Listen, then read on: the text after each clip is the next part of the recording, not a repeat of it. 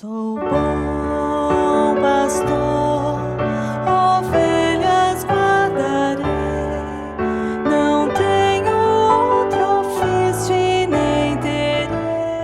Saúde e paz a vocês. Que maravilha estarmos aqui para primeiramente externar nossa gratidão pela conclusão desse tão sonhado trabalho missionário, urgente e necessário, realizado a várias mãos.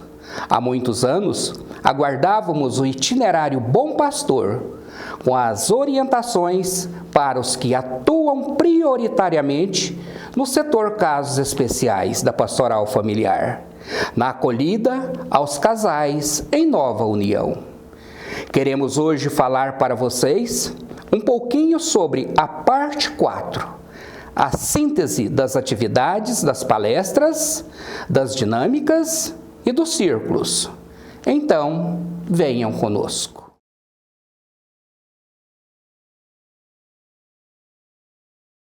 Queridos amigos, irmãos de caminhada, somos o casal Cláudio e Maria do Rosário, agentes do Núcleo de Formação e Espiritualidade do Regional Leste 2.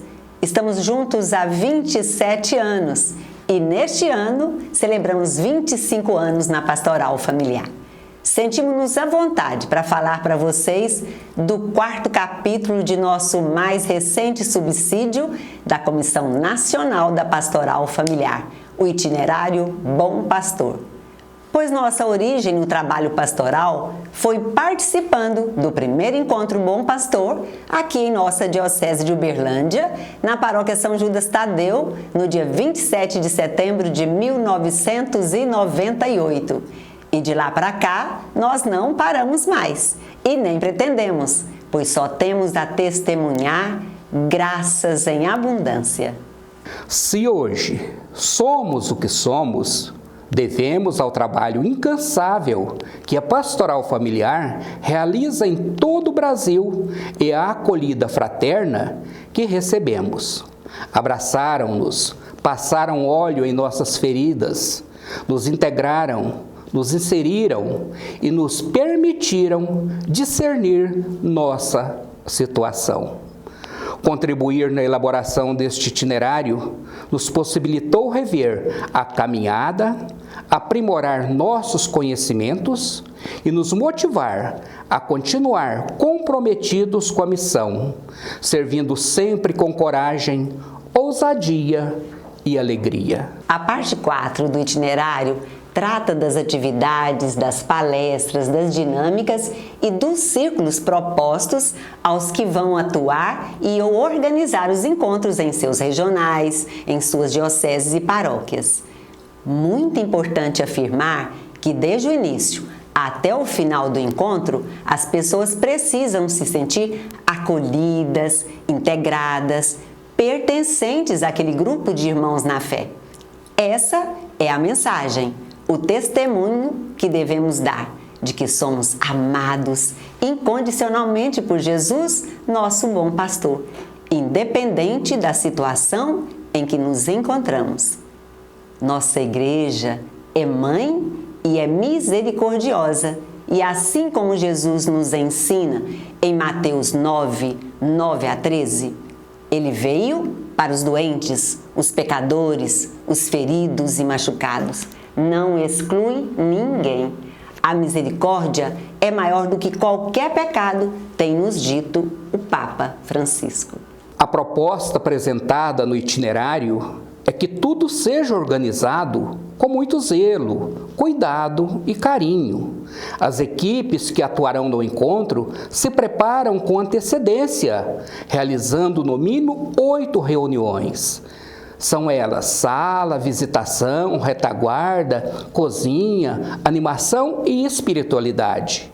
Importante que as reuniões aconteçam nas casas dos agentes de cada equipe, num sistema de rodízio, pois assim laços são estreitados e fraternidade enriquecida. Todas as equipes são muito importantes na realização desse momento especial.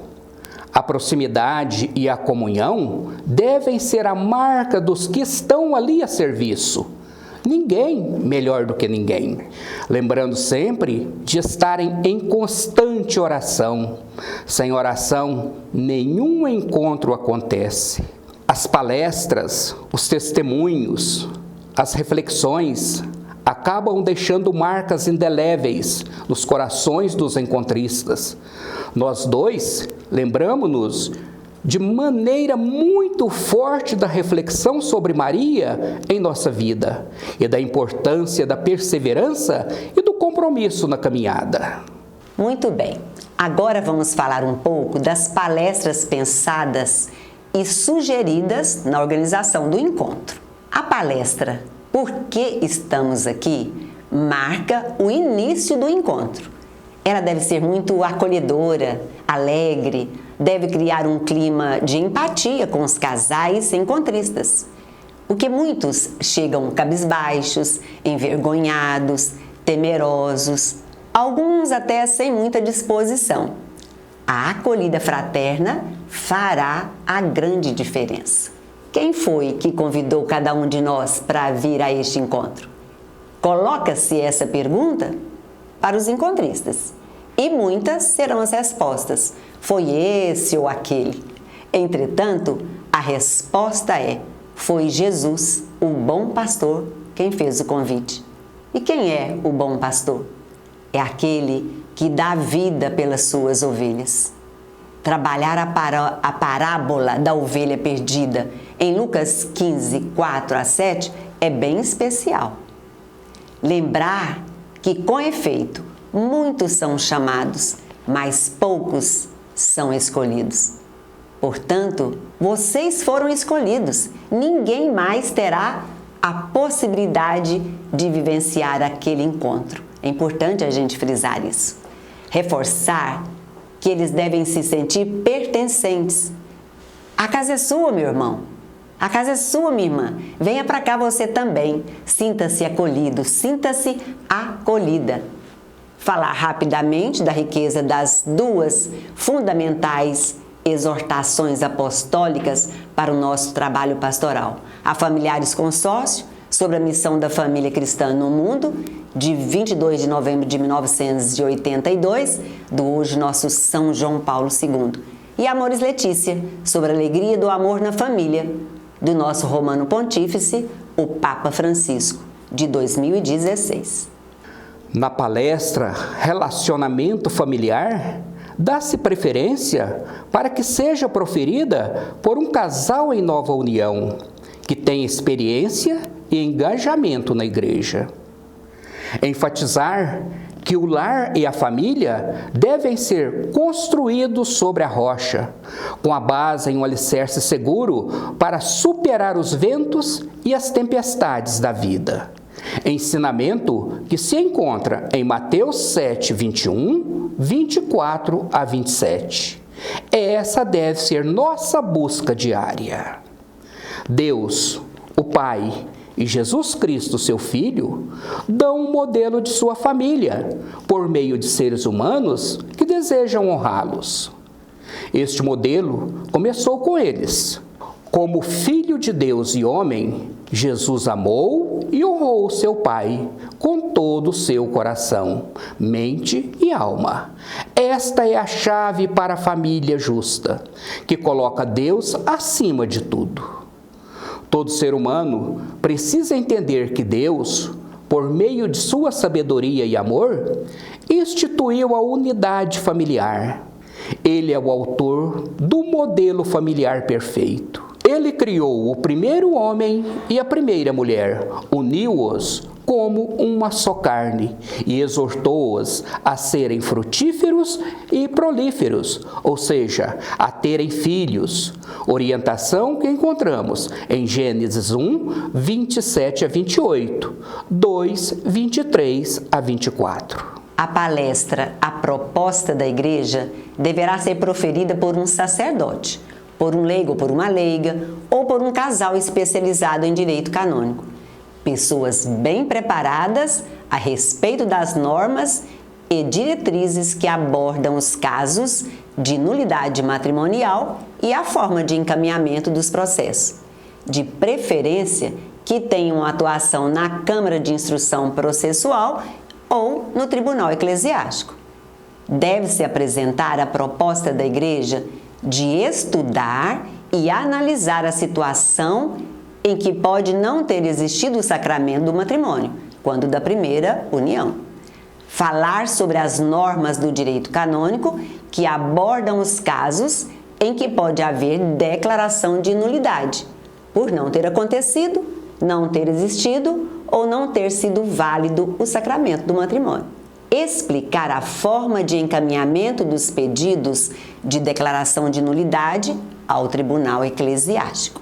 Esta palestra, por ser de conteúdo técnico, com citações das normas da Igreja sobre o matrimônio e das leis contidas no Código de Direito Canônico sobre o casamento, deve ser dada de uma forma criativa, dinâmica, procurando amenizar um pouco o teor jurídico do assunto. Este tema ainda é muito desconhecido para a maioria dos casais em nova união. Foram as orientações recebidas nessa palestra que me motivaram a buscar uma resposta à minha situação irregular na igreja, que me motivou a entrar com o meu processo de nulidade matrimonial. Eu havia saído de um casamento fracassado, com muitas feridas e marcas profundas. Com 2 filhos pequenos, conheci o Cláudio, colega de profissão, solteiro, que assumiu comigo a responsabilidade de seguirmos juntos, de mãos dadas e firmes na caminhada de fé. Recebemos o sacramento do matrimônio há quase 15 anos. Podemos falar para vocês de coração que somos fruto do que acolhemos para a nossa vida após a vivência do encontro Bom Pastor. Ai de nós, se não fosse a acolhida fraterna da pastoral familiar. As palestras seguem uma sequência lógica, onde sua ordem tem sentido, qual seja a reconstrução da pessoa humana e da busca da transformação de um novo sentido de vida, através do despertar da fé na certeza do amor de Deus. Em vista disso, o encadeamento das palestras e seu sentido não deverão ser alterados. Como o essencial é evangelizar, todo cuidado é pouco para que o acessório não se sobreponha ao essencial. E o essencial é evangelizar, com o exemplo da própria vida. Não seria diferente na palestra O Amor de Deus. À medida que inserimos Deus em nossa vida, percebemos que Ele é a resposta para todas as nossas indagações e o fim último de nossa existência. E é através do serviço ao irmão que mais profundamente encontraremos a realidade do amor de Deus. Deus nos criou para sermos felizes e só o seremos se amarmos a nós mesmos e aos outros, do mesmo modo como Deus nos ama. Se nós colocarmos a serviço do outro, buscamos o seu crescimento mais profundamente, sentiremos a presença de Deus em nossa vida. Há uma fome e sede no coração humano que nenhum prazer, nenhum bem material pode saciar. Lembra-nos Santo Agostinho: inquieto é o coração do homem enquanto não encontrar a Deus. A graça não destrói, mas eleva e aperfeiçoa a natureza. Foi por isso que Deus, ao confiar seu Filho único aos cuidados de Maria e José, quis que Nossa Senhora, como toda boa mãe, fosse a face materna de Deus no coração da Sagrada Família. Por isso que Maria ainda hoje continua sendo modelo de acolhimento de Jesus, de seguimento e de fazer a sua vontade incondicional para os lares cristãos. É a rainha, o modelo humano, a ajuda e o ânimo para todas as famílias que desejam permanecer unidas e ser santas, como foi a casa de Jesus, Maria e José em Nazaré. A palestra Nossa Senhora na Vida das Famílias poderá ser entremeada por testemunhos de graças alcançadas e por esclarecimentos aos casais encontristas sobre as aparições de Nossa Senhora pelo mundo, sobre diferentes denominações. Entretanto, deve-se ficar claro que todas as Marias são a mesma Mãe de Deus, com diferentes títulos. A Mãe de Jesus Cristo, nossa Mãe.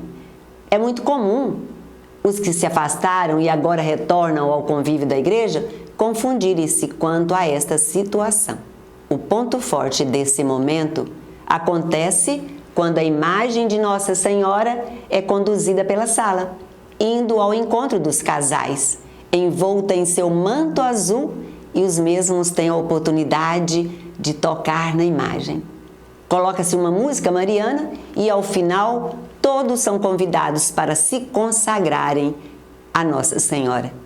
É realmente emocionante. Na palestra O Sentido da Vida, o ideal é mostrar a realidade do mundo de hoje em relação ao sentido que as pessoas normalmente procuram dar às suas próprias vidas, centrado na aquisição de bens materiais, do gozo e do prazer.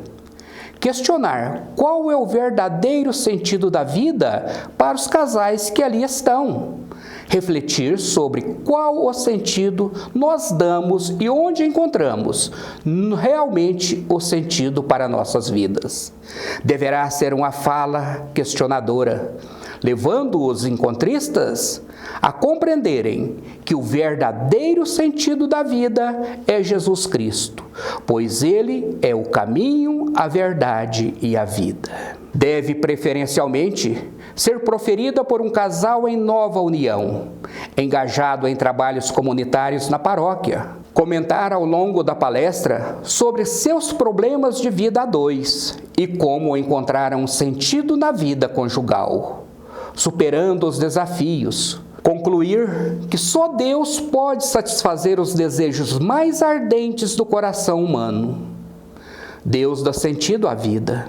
A palestra Perdão e Reconciliação é importantíssima e também delicada, que deve ser dada com muita cautela, com muita firmeza, muita clareza e fundamentação. Os casais em nova união que estão vivenciando o encontro, na maioria das vezes estão ainda magoados, machucados e traumatizados com a separação do primeiro casamento e não conseguiram ainda perdoar o seu ex-cônjuge ou pedir perdão a ele. Por essa razão, é muito importante que essa palestra seja proferida pelo diretor espiritual do encontro, por um padre local, um diácono permanente, um religioso ou uma religiosa, ou assessor eclesiástico da pastoral familiar. Como sugestão, o texto bíblico para a reflexão e a oração de perdão e reconciliação com Jesus Cristo é o texto de Mateus 18, 21, 22. Jesus nos faz pensar por meio de seus ensinamentos em várias situações vivenciadas em nosso dia a dia e que perdoar é uma decisão. Falar sobre a pessoa de Jesus e seu amor misericordioso. Apresentar Jesus como bom pastor. Eu sou um bom pastor. Conheço minhas ovelhas e elas me conhecem. Aquele que vai à busca da ovelha perdida até encontrá-la. Depois de achá-la, põe-na nos ombros, cura suas feridas e, cheio de alegria, coloca num abrigo seguro e festeja o encontro. Está lá em Lucas 15, 4 a 7. Toda a ação pastoral para os casais em nova união baseia-se no princípio da verdade e da misericórdia acolhedora. Reforçar que a igreja sofre diante dos fracassos dos matrimônios e, sobretudo, diante das suas consequências para os filhos. Falar sobre o perdão, explicitando a dimensão evangélica do perdão. Como o perdão é apresentado na mensagem evangélica do amor misericordioso que Jesus nos transmitiu, que por meio de Jesus a pessoa perdoa aqueles que a ofendeu. Perdoar para ser perdoado. fazer a ligação do perdão com o amor misericordioso de Deus. Sede misericordiosos, como também vosso Pai é misericordioso. Não julgueis e não sereis julgados. Não condeneis e não sereis condenados. Perdoais e sereis perdoados. Jesus nos ensina a oração do Pai Nosso. Perdoai os nossos pecados, como nós perdoamos a quem nos tem ofendido. Em Mateus 6,12. Os textos bíblicos iluminam com certeza toda a dinâmica do encontro. E é à luz da palavra de Deus que nos fortalecemos.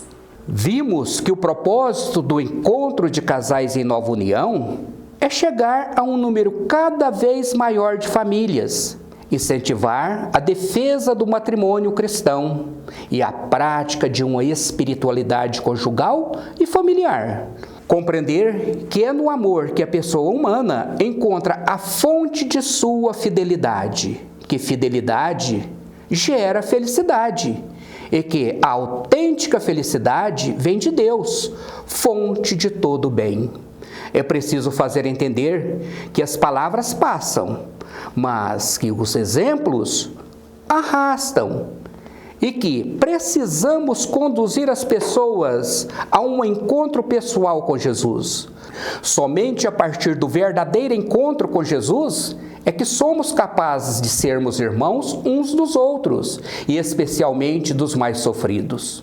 Na verdade, é necessário dar condições aos casais em nova união de refletirem sobre a sua situação e sobre o amor misericordioso de Deus para integrá-los na comunidade paroquial, onde, como batizados, podem crescer na fé e no amor, e devem participar da vida e da missão da igreja. Nosso saudoso amigo Padre Luciano Scampini escreveu: de fato, os casais em segunda união estão dentro da igreja. São e podem ser ramos verdes, não ramos secos. Eles podem ainda receber da igreja a linfa saudável para sua vida espiritual. Podem dar muitos frutos, isto é, fazer o bem, seja à igreja como na igreja. Enfim, também uma possível fonte de recursos. Casais em segunda união, experiência de encontro com a Divina Misericórdia de 2009. Neste livro, encontra-se nosso testemunho sobre a seriedade do trabalho dos tribunais eclesiásticos e da importância da obediência às orientações da Igreja. Além das palestras, das reflexões, dos testemunhos de vida, da visita ao sacrário, da participação na Santa Missa, temos a orientação para a vivência da comunhão espiritual. Dessa prática precisamos reforçar seu grande valor, um tesouro escondido que nós somos chamados a descobrir no cotidiano da fé e da santidade. É também uma pérola preciosa que enriquece a nossa amizade com Jesus, o bom pastor. A comunhão espiritual, ela pode ser feita de forma espontânea, abrindo espaço para a ação do Espírito Santo em nossos corações.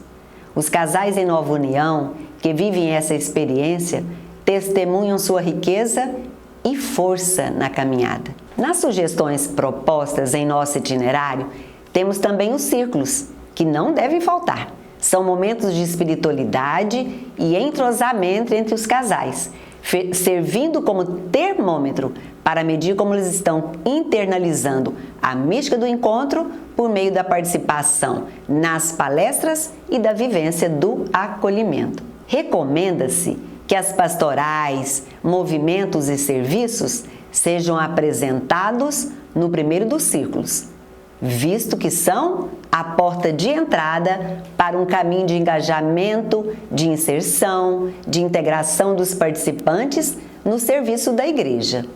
Já o foco do segundo ciclo proposto deve ser a Sagrada Escritura, pois ela, a Palavra de Deus, representa a centralidade do encontro bom pastor. Para finalizar, precisamos dizer que dentro da dinâmica do encontro bom pastor, a apresentação das equipes de trabalho tem importância fundamental, testemunho claro da doação de um grupo de pessoas em favor daqueles que estão fazendo o encontro. É um grande momento de espiritualidade, pois só por meio da doação cristã, do trabalho gratuito, do desprendimento dos que trabalharam, na maior parte dos casos, para pessoas até então desconhecidas, é que foi possível a realização do encontro. A apresentação das equipes, que é um dos momentos fortes do encontro, deve ser feita com muito amor, com muito respeito à pessoa do encontrista, que naquele momento está emocionado por tudo que está vivenciando, podendo, nesse instante, perceber o valor do que lhe é dado gratuitamente, e que tal só é possível por um amor muito grande praticado por todos que ali estão se apresentando. A apresentação deve ser feita de forma respeitosa e humilde, que o Cristo apareça e não o agente. Nossa gratidão a vocês pela oportunidade que estão nos dando de partilharmos nossa alegria em fazer parte dessa família que amamos muito, que transformou e mudou nossas vidas e nos motivou à missão. Nosso abraço fraterno a todos vocês.